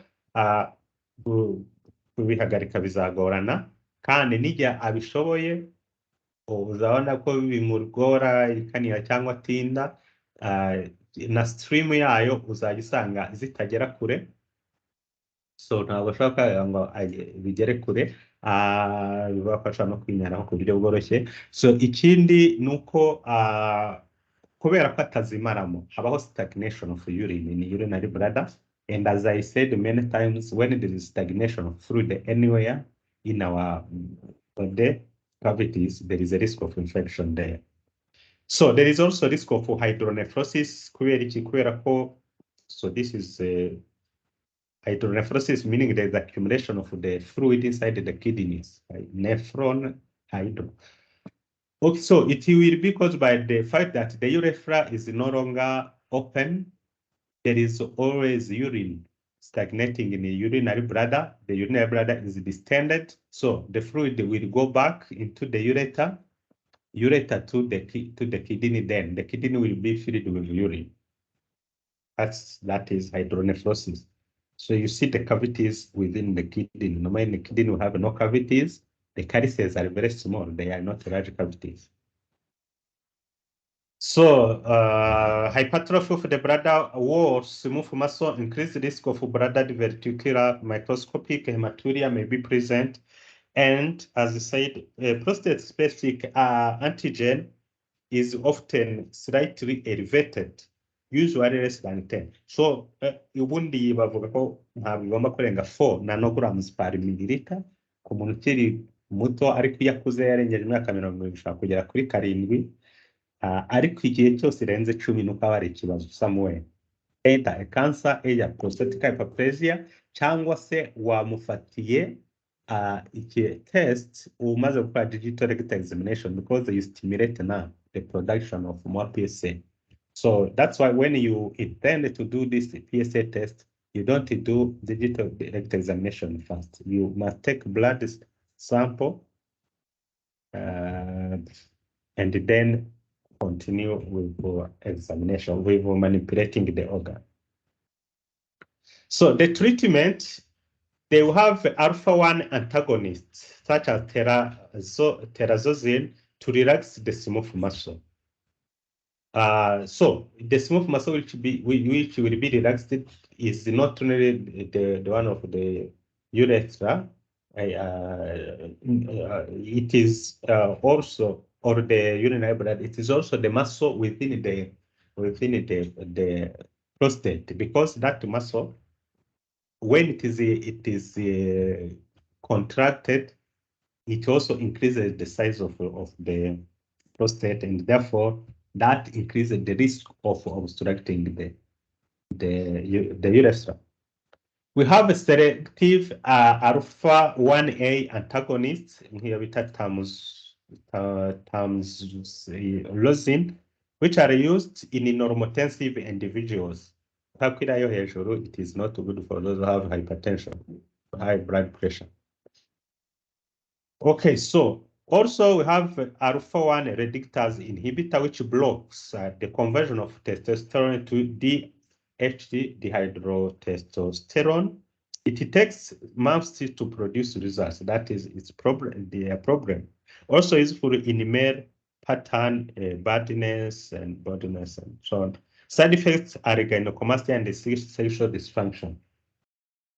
So imiti irakoreshwa, hari na study, it is a study funded by CHIK.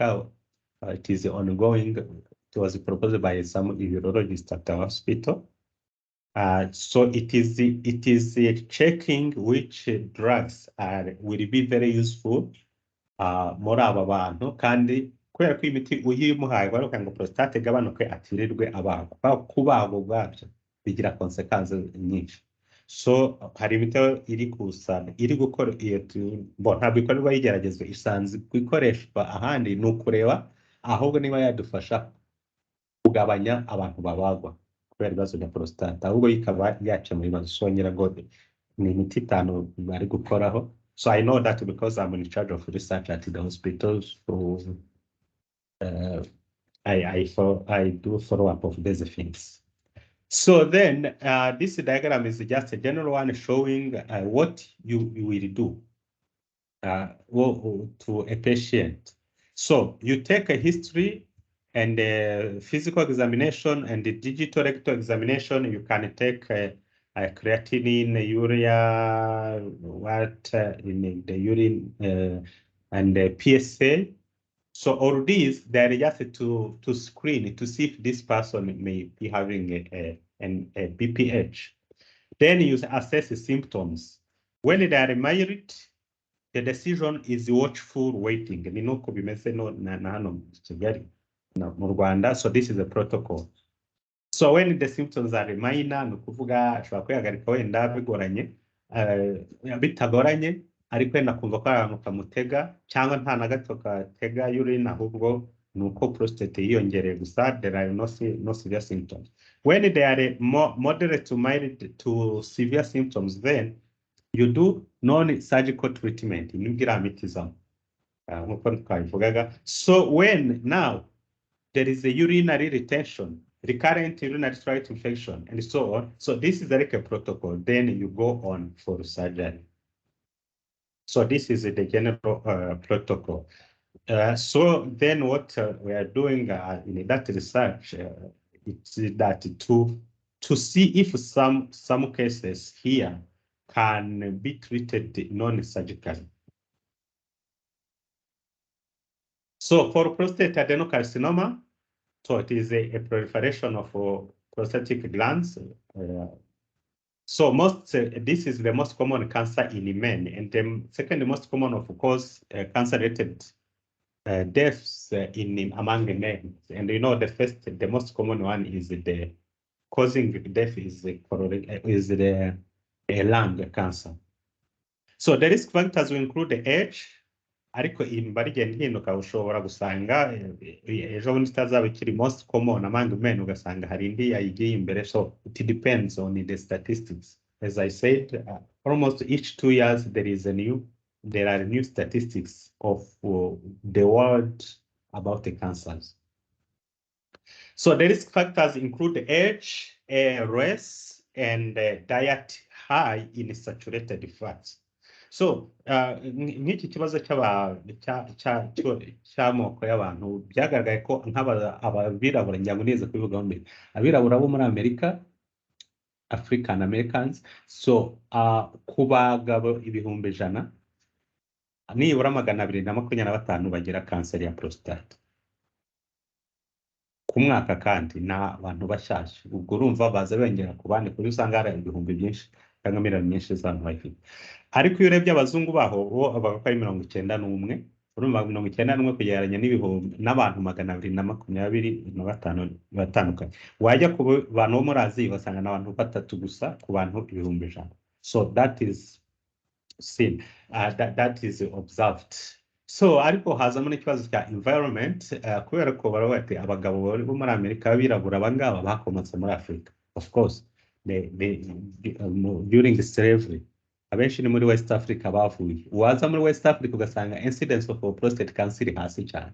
So ibyo bivuga ko si ikibazo cy'ubwoko gusa, ahubwo haniyongeramo na lifestyle cyangwa aho umuntu aba, of course. So that's why there is an issue of diet and so on.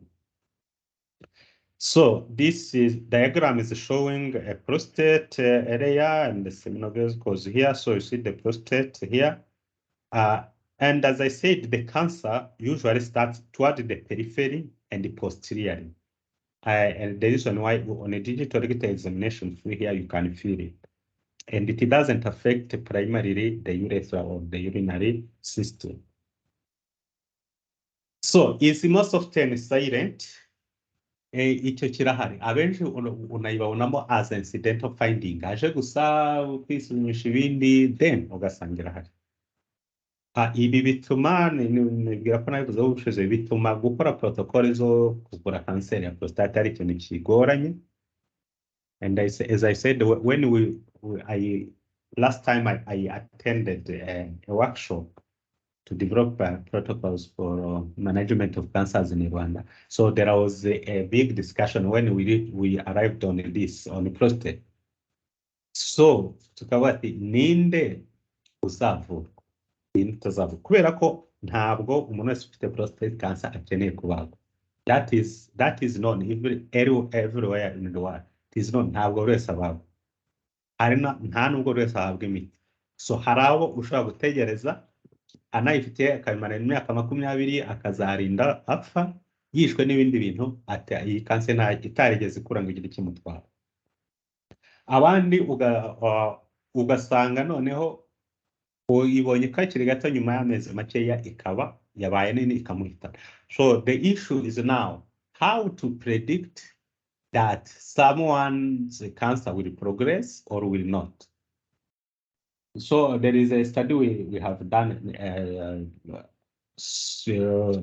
we published I think in 2014.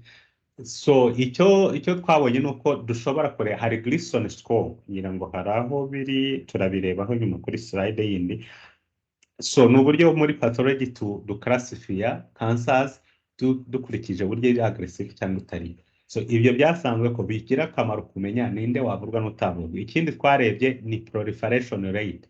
What is the proportion of the cells which are in a cell cycle among this one? So that is what we have done in that study. But routinely, so recently, I think in 2018 or 2017 or 18, so we made the other protocols here in Rwanda to know which to treat. So now it is almost clear.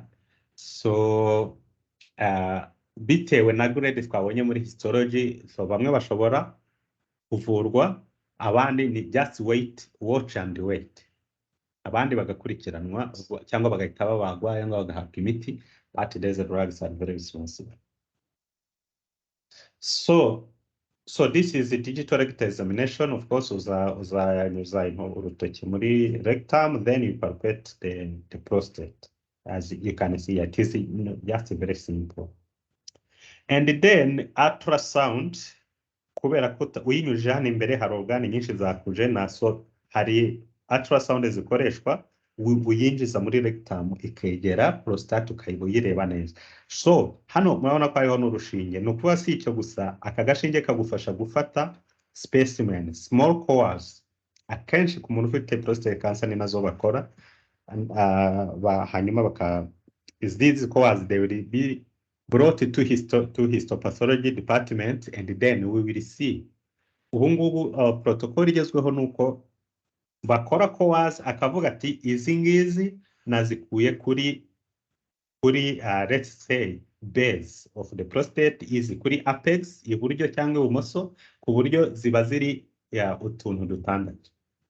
Kuri gihe biba mu tuntu mbere twagiraga 12, ariko kubera ko kuri buri gace bafatamo tubiri. So twababwiye ko ari gaspillage, bazifata tubiri to cores biopsies tubiri kuri buri gace tukaya muri container imwe. So ibyo bituma when we report, then we say we find the cancer in the prostate, but the affected zone maybe is the apex, right apex or left apex, and so on. Ku buryo niyo bagiye kubaga bazi neza ko barabaga. So there is a difference in that. We do it very well, I think, in this. So, and then we report what is the grade. Grade refers to aggressiveness of this tumor. When it is high grade, then they know they must do surgery and so on. When it is very low grade, then they watch and wait, as the protocol says. So as I said, the PSA increases with age, but also with BPH, as we said, and ku bantu bazima bakuze bashobora kuri 7.5, ariko irenze 10 kiba ari ikibazo. Ikindi nuko laboratoire igomba kugira ubushobozi bwo kureba niba ari free PSA ari nyinshi cyangwa ari nkeya, because when it is PSA ishobora no kuba atari nyinshi cyane, wenda ari 10 cyangwa 15, ariko usanze the free one is very low, this will be suggestive for the cancer, as it is explained here. Because the cancer will make PSA bound, therefore the free PSA will be very much decreased.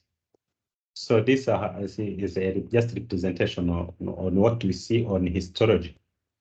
So we use then the Gleason grading system. So it was developed by someone called Gleason. Of course, yagiye ihindurwa kuko iyo twakoreshaga mu myaka let's say until 2012 or 13, ubu yarahindutsemo gatoya. So we give a scores of 1 to 5 to distinct areas. So ni ukuvuga ureba zone imwe ukareba iyi zone ifite grade 1 cyangwa ifite grade 4 or 5 and so on. So the maximum is 5. Ureba rero zone ebyiri, iyo usanze ahantu hose hasa, then ufata umubare wabonye niba ari grade 3 ukawukuba inshuro ebyiri, ukaba ufite 3 guteranya 3. Nicyo bisobanura, muzamubona muri reports zacu byanditse. Cyangwa ukaba ati nabonye grade 3 guteranya 4, cyangwa nabonye 4 guteranya 3. Ibyo ni ibintu bitandukanye cyane. 4 guteranya 3 bitandukanye na 3 guteranya 4. Iyo tubyanditse gutyo biba bizwi icyo bivuga. Ni ibintu bitandukanye cyane ntaho bihuriye, kuko ufite 3 guteranya 4 cancer ye ibiri less aggressive. Ufite 4 guteranya 3 aba iri more aggressive, uwo bamushyira mu bo. So after that now haje icyitwa, so dufite Gleason score, nyuma haje ikiyo bita Gleason group. So barabye bavuga ati iyo utangije score, umuntu uzagira score zitarenze 6 wese azaba ari group 1. Hanyuma umuntu ufite 3 guteranya 4 azaba ari group 2. Ufite 4 guteranya 3 ni group 3. Hanyuma ufite 4 guteranya 4 cyangwa se 5 guteranya 3, ibi byose bitanga 8 bizaba ari group 4. Noneho ufite score y'9 cyangwa 10 agire group 5. So uko group izamuka nibwo byerekana aggressiveness of the tumor, therefore also the treatment must be very aggressive. So prostate cancer will metastasize usually to the bones. Ngira ngo niyeze kubivugaho ko buri kanseri akenshi igira ahantu yikundira kujya when it metastasizes. So prostate cancer ijya muri bone. Ariko hari ikindi cyabifasha kumenya niba yavuye muri prostate. So iyo igezeyo, it doesn't destroy the bone, it buries the bone. So tubyita osteoblastic. Ntabwo iba osteoclastic. Clastic means it destroys. It is osteoblastic, it buries. So nibakora x-ray cyangwa CT scan bakaba bati twabonye osteoblastic lesions affecting let's say spine cyangwa iliac bone mu mugabo ukuze, usually uzahita wumva nta kindi kintu ugomba kureba prostate yo kwimeza. Ushobora kuba wakoze digital rectal examination ukumva nta kibazo gihari, ariko in that case we have to go back. Niba nta n'icyo ubona no kuri ultrasound uzakora just blinded biopsies, then you send it to pathology, because there are no other tumors which cause osteoblastic metastatic lesions. They are very rare. So the most common is the prostate. Ariko uzasanga nka metastasis of other tumors, it would be osteoclastic, or it will destroy. Osteolytic, not osteoclastic. Osteolytic. They will be osteolytic. So this is very important, this term. So when you rotate in a surgery, bakavuga ati uyu muntu umurwayi afite lesions in the bones. They are multiple and they are osteoblastic.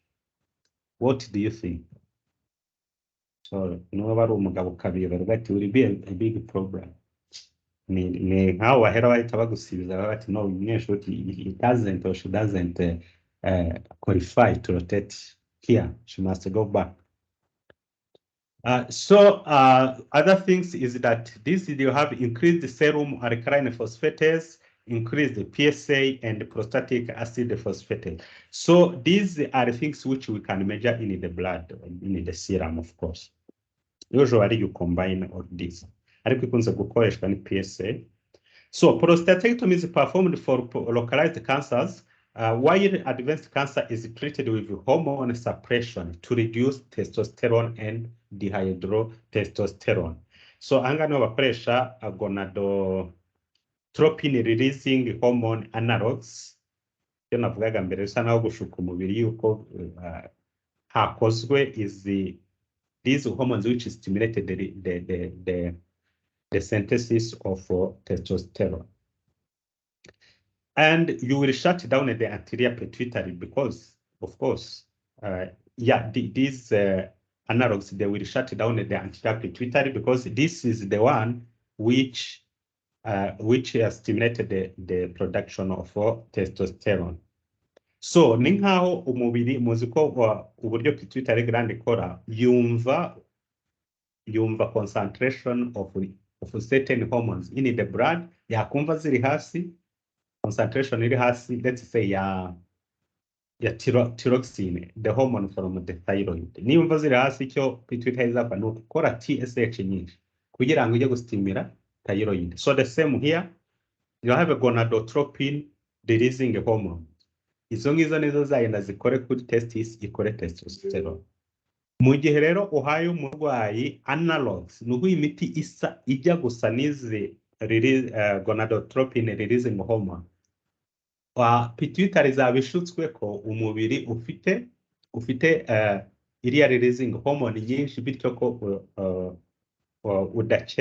udakeneye gukora izindi. Nudakora izindi ntabwo testosterone yakorwa izaba igikozwe, kuko izi analogs ubwazo ntabwo zatuma testosterone ikora. So umubiri uzaba usa naho ushutswe ko ufite testosterone zihagije and so on, kandi ntazo noneho bitume ya stimulation twabonye yakorwa kuri prostatic cells igabanuka.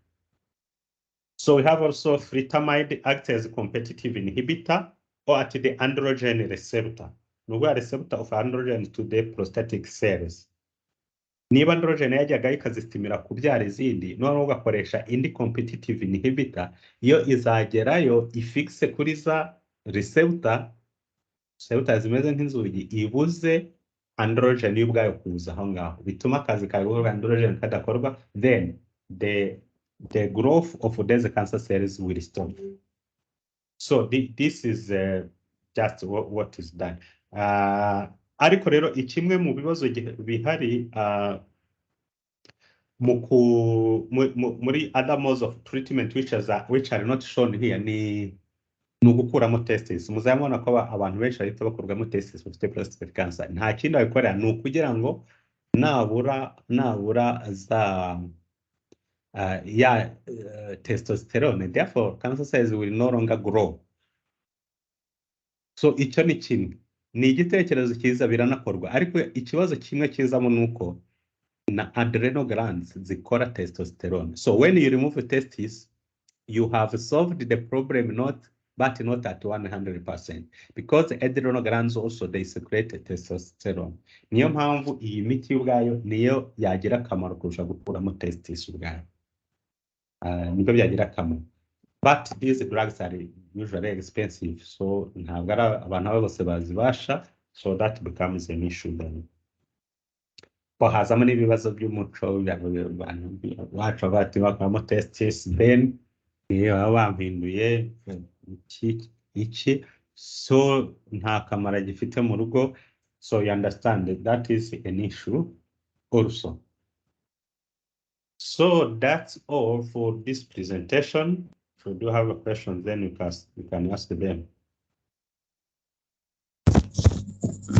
Question. Yes. About teratomas. There is literature saying that it's possible that pregnant women who take alcohol tend to give birth to babies with teratomas. How can you explain it as a pathologist? I don't know that. Okay, you have read that. Tell us what you read, because I have never read that. What do they explain?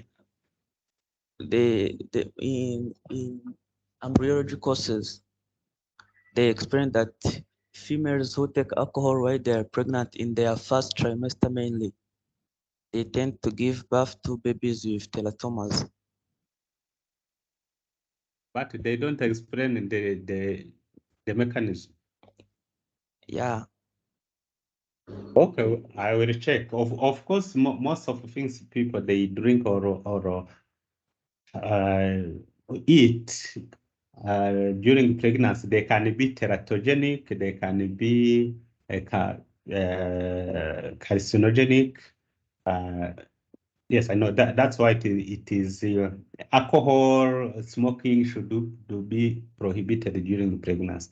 But for that specific reason of teratomas, I don't know the mechanism. So this is my first time to hear that, so I will check. Yeah. Thank you.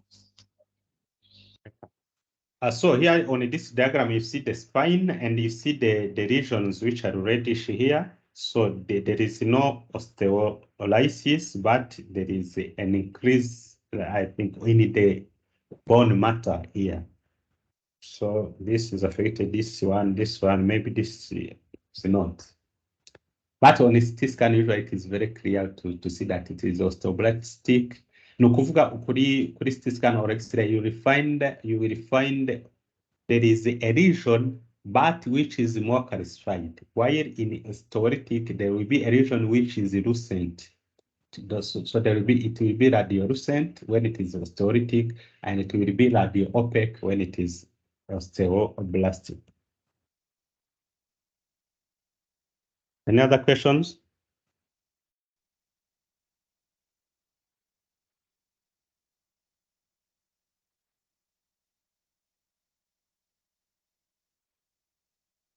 So if no other question, then we proceed. Sorry?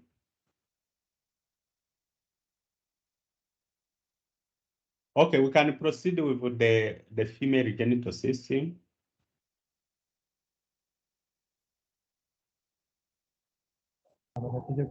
Teacher, question.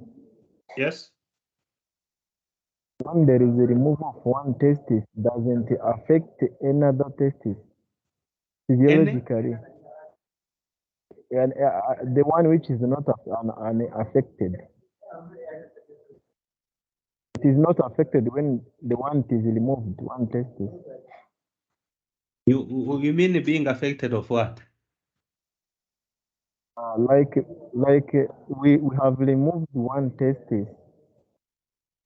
About the physiology, it will not be affected after the removal of the one which is affected. Yeah, I'm asking affected by what? In what sense? About its functioning. The production of sperm cells and so on. I think they should not, unless it has another problem. So the overall number of cells produced, of course, will decrease, but it is not because the testis is affected. It is just because there is only one testis, so the number of sperm cells produced will decrease, of course. Ariko ntabwo bivuga ko iyo testis yasigaye ariyo yagize ikibazo.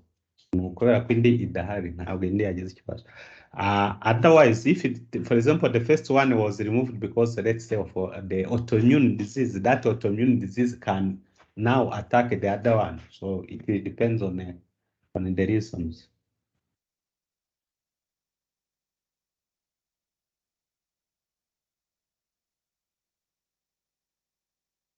Okay, so we can start the female genital system. So and see where we will be at 12.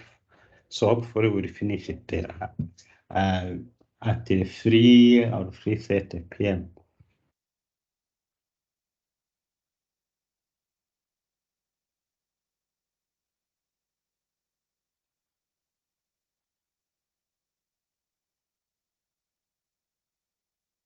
So I hope you can see the screen for female genital system and gestational pathology. Do you see it?